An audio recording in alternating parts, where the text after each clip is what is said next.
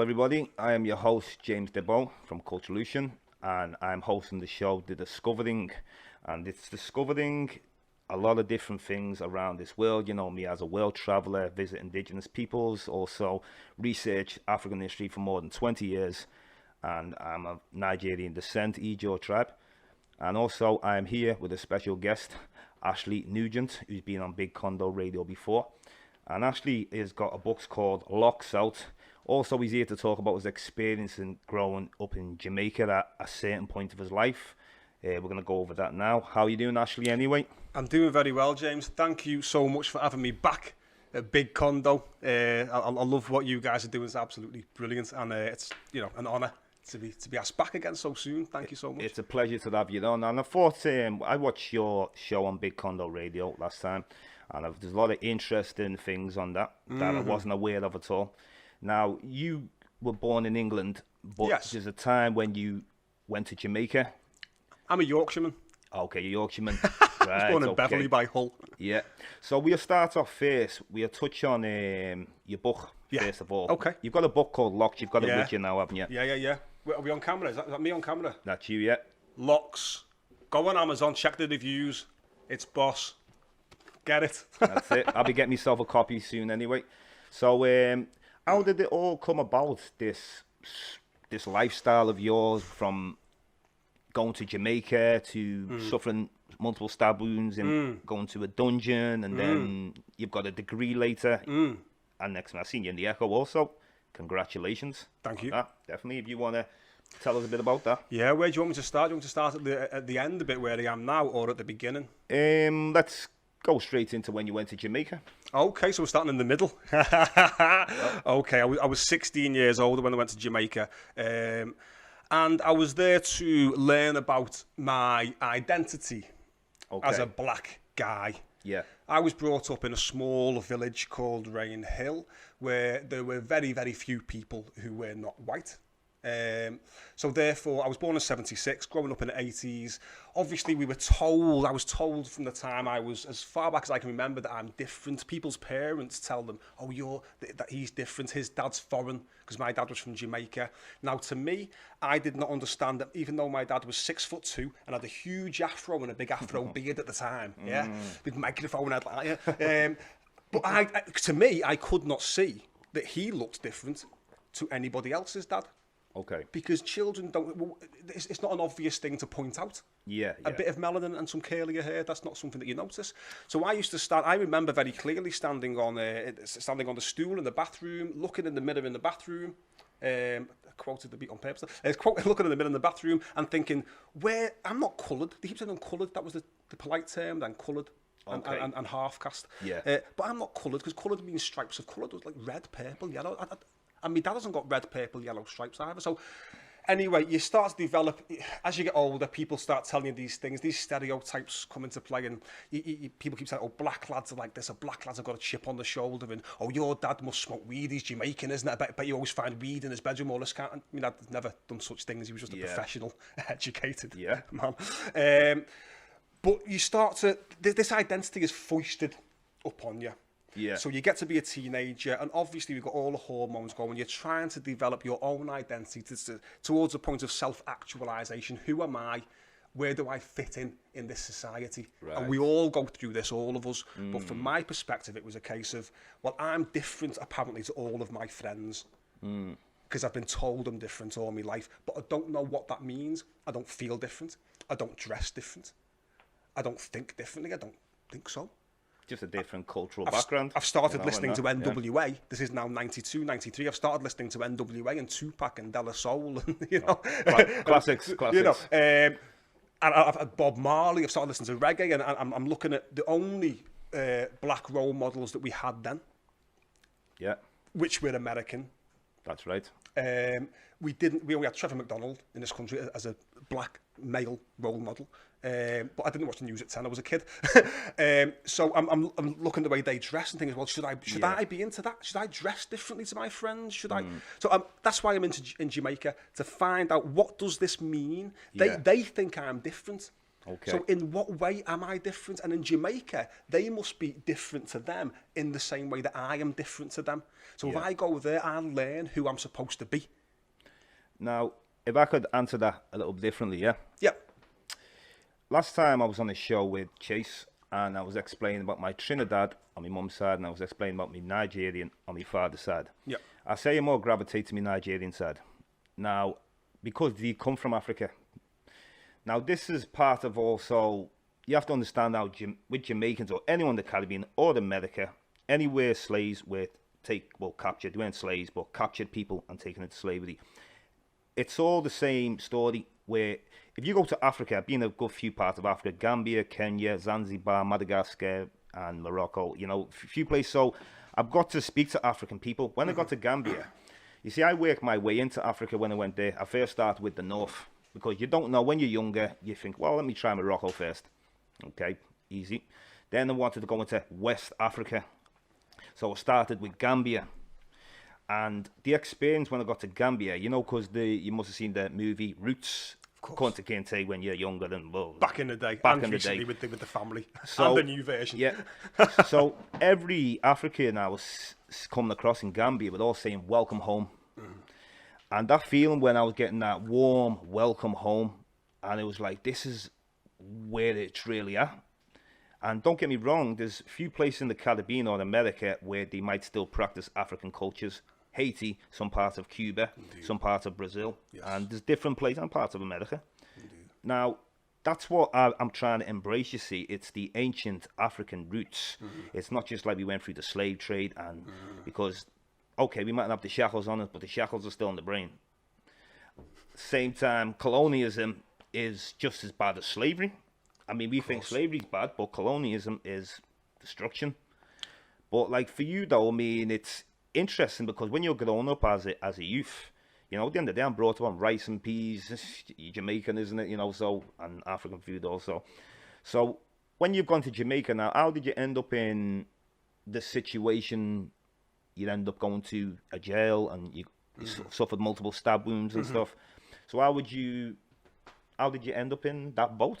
Yeah. So, you know, let's just make it clear that food was my one very stable connection with Jamaica. Through my whole upbringing, my dad's the best cook in the world. Yeah. And we grew up on jerk chicken and rice and peas and plantain too. But there wasn't much else in the way of Jamaican or African culture or history. My dad had come over to England and was doing his best to make his way in an incredibly racist world where the rumours were that my mother, a beautiful white Scottish woman, was burnt from the neck down. That's why she was with a black man. She had terrible burns all over her body. The other one was that she was a prostitute. That's why she was with a black man. And in those days, of course, in the likes of the NHS and these institutions, using words like the N-word or indeed sexism towards women, as we've now has all come out with the BBC and that kind of thing, was just commonplace. So my mum and dad were having to put up with that as a beautiful white woman and a black man. So he just, and indeed he wasn't proud at that time, he'll admit himself, of being from a maroon village. That was seen as being a poor backwater where people wouldn't understand his upbringing.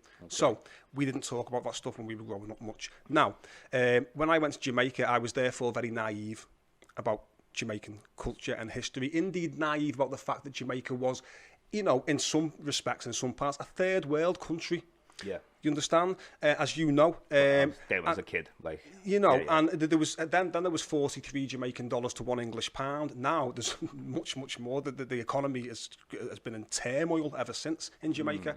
But I didn't realise this. I didn't realise how poor people were out there. So I went out there in all my fancy clothes and my big red Alessi boots and my big baggy pants from St John's Market, you know, and and my nice big mesh top from Trash and Ready on Granby, and you know what I mean, looking crisp. Was that the click suits and in then over that after? Yeah, that was that. Yeah, the like corduroy baggy. I used to rock all that. You know the ones, yeah. So I was trying to do the kind of the black identity. Yeah, you understand? And I was naive, and I thought it was that easy. And anyway. To cut a long story short, I was a bit of a scallywag. I got in a bit of trouble. I got into a fight. In Jamaica? In Jamaica, in the street, on the way back to our hotel. That led to me getting stabbed numerous times and got my chain taken from me, my gold chain that I had hanging out whilst walking around Jamaica, you know. Wow. And we annoyed the police. Now, you cannot know what is in somebody else's mind and why they do the things they do. You can only guess. But what seems to me to be the case is that we annoyed the police. I remember collapsing from loss of blood, and they wouldn't let me in the police car because they didn't want me to get blood all over the back of his patrol car. Oh, Indeed. And we caused problems for them. And a few days later, they were setting up a roadblock for the first time to search people going into the Monday Carnival on the Gloucester Avenue, the hip strip in Montego Bay. And I was going down there early, and they were searching people. Of course, only young black men. And this is the Jamaican police. People think that this kind of white supremacist racism is only enacted by white people. No, black people enact it on themselves and on each other. Yeah. It's much more nuanced than that. No women were searched, no old people were searched, no white people were searched, young, black, and no tourists, just young, black Jamaican men and me. Yeah. And I hadn't committed much of a crime. I don't know if you want me to say on Big Con. I don't know how far you want to go with this, but it was a minuscule. It was the kind of thing that you'd be maybe locked up overnight for here, maybe even just let off for. Speak on it if you want. I had a few spliffs in a cigarette box. Okay. In Jamaica. Yeah.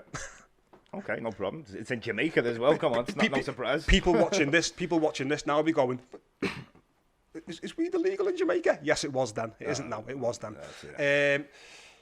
And for that, they managed to get me locked up for a few nights. Because I was 16, they had to take me to family court, which was a few days away, which was on the Thursday. This was now the Monday, so I was locked up till then.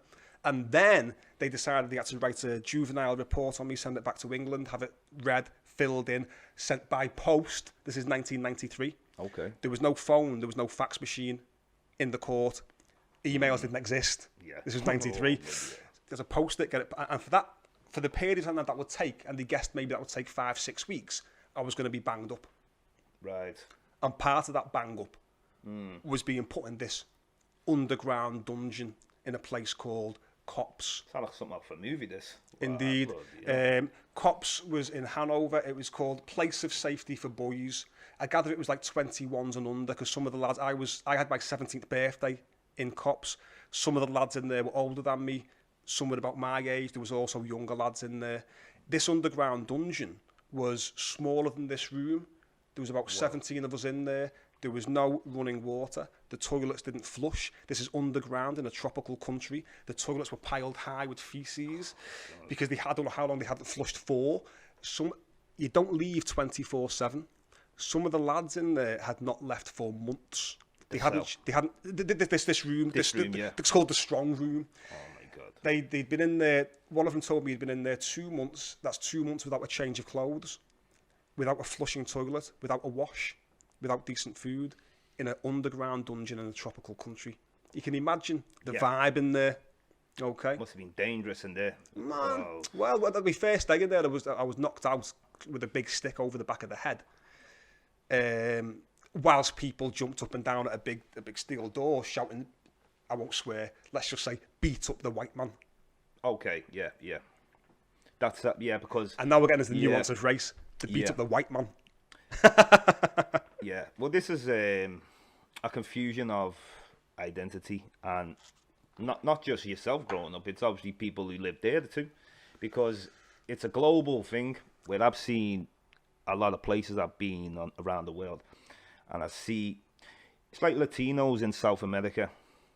If you look at how they deal with race, because the Spanish and the Portuguese, when they were colonizing lands, because they're very in denial, the Portuguese and the Spanish, of who they are. You don't discuss it in Brazil. Slavery. It's So- not the last place to abolish slavery, and they still don't discuss it. Yeah. So with Portuguese, Brazil, I seen it out when I was there. It's Just as an example, so that's it is. most of about 40% of the slaves went there Yeah. for one thing, and it's never discussed. People don't talk about Brazilian slavery. The Exactly. Brazilians don't talk about it. And as far as we discuss Black Lives Matter and stuff, I mean, you'd be surprised what goes on there. I mean, you don't even hear about it a lot of the time. You might say only because of a lot of things being highlighted around the world why they might talk a little bit more about it, but it's there's a lot of things you don't hear. There's two things that you've mentioned, James, that I'd like to ask you about. As you're so well travelled, you must be much more aware than most people watching this will be, that in different places, different countries, they have a different way of dealing with race, as you're pointing out.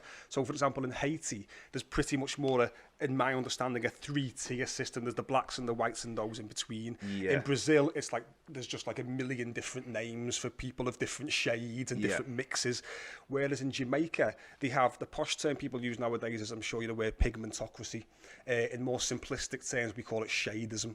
So the lighter skin you get, it's kind of like seeing it, the more opportunities there are for you to get decent employment, that kind of thing. Yeah. And therefore, there's also a kind of jealousy. But also, I guess it works both ways, because if you're not into kind of like white collar kind of work, if you're going down maybe a creative route, then actually you want to align yourself with the black community. Or indeed, even if you're in politics, like Michael Manley, you want to align, and he's so light, people thought he was white, Michael Manley. You want to align yourself with the black community, and you're more likely to be accepted as a member of the black community if you're Damian Marley. Okay. Who's as light as me or lighter. If he was brought up in Rainhill, how light would he be? Bob Marley would have been my colour if he was brought up in Rainhill. You understand? You know, but so there. But when I go there, I'm seen as white. Even my grandmother, my Jamaican grandmother, thinks of us as white. Okay. Now, there's nothing you can actually do about that. Oh no, it's not an issue. It's just a fact. It's just interesting. Now in America, they say that the one drop rule, which is where part of this nonsense comes from. Miscegenation rules, one drop rule, all this nonsense. I mean, what does one drop mean? What does that mean? 1%, 2%, 5%? I don't know. It's a nonsense. So race itself is a nonsense. Yeah, it's a fallacy. It's a pseudo-scientific way of categorizing people. It makes no sense. Exactly. Everybody originally came from out of Africa. We're all African. And spread, whether you spread it out and you adapt to your environment, it's like, for example, I've been in some countries where I have caught the sun, like probably one of the hottest places where I probably, Venezuela? Of course. I went there at a time where it was like so hot, it was like someone had a lighter to me back. And how dark I came back. So if I look at myself in the winter, look at myself when I've gone abroad, so I can believe over thousands of years that people will change from the environments you live in. Of course. If you can just go on holiday for 2 weeks somewhere though, and then come back, you can see, imagine someone thousands of years. And the amount of, pigmentation in the person's skin is a ridiculous way of categorizing a human being. It makes no sense whatsoever. It's like even civilizations, like, since like the 1900s, the early 1900s, and all the pseudo-science and all that. Now, a great person called Shaker Antidote, he put all that to rest. When you were saying before about the skulls, Africans not being so clever, Shaker Antidote put that to bed. Yes, utter nonsense. Yeah, and then we had other people like Dr. Ben Yoshi Ben Yakinen, Dr. John Hendrik Clarks. So we've got all these great scholars, and these people don't get the recognition that they deserve. That's why I love to mention the names. I've read about these people for many, many years. These are the grandmasters, these kinds of people. And, a lot of these people, wouldn't be speaking on ancient Egypt, ancient Kemet, if it weren't for people like Dr. Ben Yoshi Ben Yakinen, John Hendrik Clarks. These are the founders of this kind of work. Well, indeed, the more you read, James, the more you realise not only, how far back African civilizations go. Yeah. So, black pharaohs when the Romans were still ruled by the Etruscans, before Rome even had a city. Oh, the Etruscans were black people. We had black pharaohs before Rome was even a thing, exactly. And that's just one example, because everyone knows Egypt, so we always use that. Meroe and Kush and the Nubians, and the other, but it just goes on and on and on, and Great Zanzibar, and there's just so many of these ancient civilizations, but also how long black people have been involved in British history, and indeed Cheddar Man, indeed Cheddar Man through to the Romans and the Moorish centurions working on Hadrian's Wall, and indeed the Black Roman Emperor Septimius Severus, who came over to work on Hadrian's Wall. September Severus, and indeed even in modern history, so going back the past couple of hundred years, the people, for example, in the early 19th century, like the 1820s and such, that were involved in the labour movements, the Chartist movements. The last bunch of people to be publicly decapitated in Britain, one of them, the leader of that gang that was trying to assassinate the cabinet, to overthrow the government and start a revolution, was a black guy. There was, we just, unless you read specific takes on history, unless you're interested. You've got to be interested, You just don't know this stuff. And again, that's not an accusation to white people. This is, well, black people don't know this stuff either because we all go to the same school. We all, so thank God for people like David Olusogun and stuff who are now in the mainstream, BBC, enlightening people about our history and getting abused on Twitter every day. Yeah. Why are black people always going on about the past? But you know what, though? Isn't that what history is, you know? It's that time within 2020 now. And I think it's time where so much has gone on over the years, and especially this year, it's been a crazy year. And it's time now for people to really respect what's real. The argument has been lost, James. Yeah. The argument is lost. Now, what people don't seem to realise, people always think of the time that they live in as being like the whole of time. They don't realise that you're just living in a specific historical point. And this specific historical point just so happens to be a time when the 7 major European empires and a few other little countries around them, you know, Belgium and then like Denmark, have had their day. Every dog has its day. That's right. And what they managed to do, like, just think about it, the biggest empire in the world ever, in the British Empire, also had 6 other empire building nations right next to it, and all learning off each other and learning from the Muslims and taking ideas for how to travel the globe and how to build the ships and the compasses from the Chinese and all that kind of gunpowder from the Chinese, using all that technology, learning from each other over a 500-year period, have then developed to this point now where, and obviously the kind of coincidence, if you like, that they happen to be going into the Americas. 9 out of 10 of the people in America dropped dead as soon as a Spanish or a Portuguese guy sneezed, not on the battlefield, just because they didn't have any immunity to the common cold and all that kind of stuff.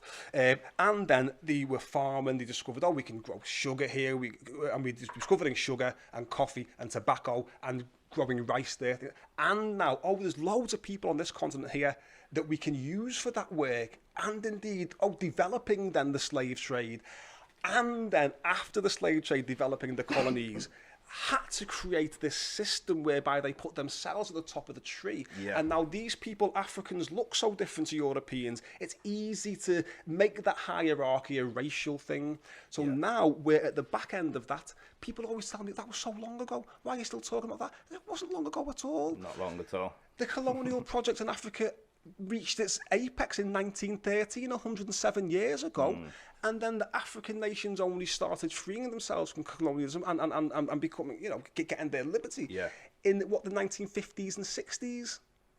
And up till that point, the pseudoscience of race and eugenics was going strong. And only just before me and you were born, the narrative started to shift. That's right.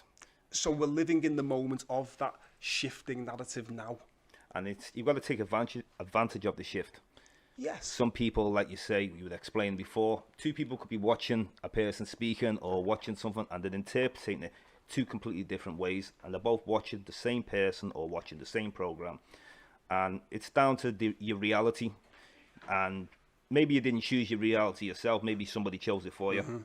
So once I started researching, when I started traveling, going deep in that, I started getting more serious into the research. I started looking at DNA. I started looking at ancient skulls of Africoid skulls found in the Americas. I started looking at the Shang Dynasty bones of China 4,000 years ago, south of China, predominantly Oceanic Negroid type. And also the Olmec heads. I was listening to a guy called Ivan van Sertima, and he's one of the masters of the Olmecs, Ivan van Sertima. He's the guy who mentored Renoka Rashidi. So, and then there's other people like Clyde Winters, and these people get debunked so much. You mentioned these names, they can't be telling the truth. Clyde Winters, he gets debunked too much, but his information is solid, and he's obviously another person who mentored Renoka Rashidi also. So there's a whole bunch of people. I follow the work, and I'll do my own comparative studies. I'll travel myself, and I'll see these people myself, But it's been interesting, though, having you on, though, and it's good that you yourself can see the importance of African history, not just slavery, not just, negative, stereotypical things. We have to talk about slavery because of the historical point that we are at. It's so relevant you can't ignore it, of course. the way that we see difference between, as if there is some scientific difference between black and white people. We have to understand where that comes from, because like you said a moment ago, that your map of the world, or our map of the world, and any culture, has that been created for you or by yourself? Well, obviously, until you get to a certain age, you don't even consider how that is being built, how that computer, what information is being taken in, if the parietal lobe in the brain, what stores that kind of your worldview. That's being given to you. At the moment, we are at the back end of this historical moment, which has been a white supremacist, racist doctrine that has been supreme in this part of the world, indeed the whole world, because of globalization. Again, another, just so happens that globalization happened along with the 7 European empires and blah, blah, blah. And now we're at this point. So we have to talk about slavery, but we have to also understand that the reason why these civilizations have been written out of history and whitewashed was to maintain a hierarchy of races. A false doctrine. But you see, the word slave, a lot of different races were slaves. Of course. So it's like we have to take on this whole thing of slavery, where there's many slaves. There's European slaves, there's slaves in China, all over the world. So Muslim corsairs enslaving Christians all over the North African coast, you know. So the transatlantic slave trade, you know, that was just ridiculous. Of course, it was took to another level. It was a unique moment in history. A unique amount of people with a unique, extreme chattel slavery being put on them, and the kind of a people whereby, because we have a different look, more melanin in your skin. People can say, oh, but what about the Slavs? They were slaves. And what about the Celts? They were slaves to the Romans. Yeah, but who is walking around as a Slav or a Celt now? And you can see that they are related to those people who were slaves just from the way they look. Exactly. It's a unique. It is unique. One last thing as well. I seen you in the Liverpool Echo. If you want to elaborate on that, how'd that come across? Lisa Marie Rand, who writes for the Echo, she's just sent me a message today on Facebook. Her and her husband have just finished reading the book, apparently. They messaged me today. And she just, she offered me to get me on there and discuss locks, the work that I now do in prisons, helping people. Because you asked me earlier at the beginning of the interview how I went from that experience in Jamaica to having a first-class degree and being, educated, doing the work. You know. For 4 years, I was off the rails. I only started reading at 21. I always wanted to be a writer, but I didn't realise how much work, study it would take. 20-odd years later of reading, studying, I'm now at the point I'm at.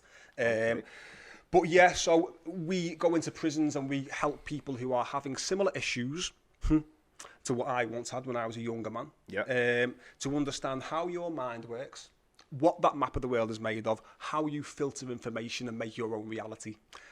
How that then, what you take in to be the reality, creates thought, how that creates feeling, and that creates action. Either what you do or just what your body does. Or that. Of course, which then impacts on the external event. So if I'm like, you respond to that, and then I respond to you, and you understand, you build your own reality. And also how to interact well with people, how to communicate clearly, how to understand what you really want out of life, and why you might be doing crazy things to get those things. You maybe just want a bit of respect or a bit of reputation, or to be known as being good at something. And this kind of crime and violence and that kind of thing works in the short term. Even taking drugs works in the short term, but not in the long term. So how are you going to have those needs met in the long term? And also, how are you going to avoid conflict, avoid people that aren't good for your progression, understand your own purpose in the world, and make the most of whatever life throws at you? So that's what we were discussing with Lisa in the Echo. One question, sorry. How long was you in the dungeon for? Was it like just a few days? I was banged up in total for nearly 3 weeks, and then it felt like 3 years. It felt like a lot. But mate, as I say, I was knocked out during that time. I watched 2 people drown during that time. One of them was the one person in there who was the toughest lad in there, who took me under his wing and looked after me, and then I watched him drown. Unbelievable. It was it's like Bangkok Hilton. It's just a crazy. And then I had to escape the country illegally. The British Embassy did nothing to help me. But the guy who owned our hotel was a consul for the American Embassy, and he didn't like us.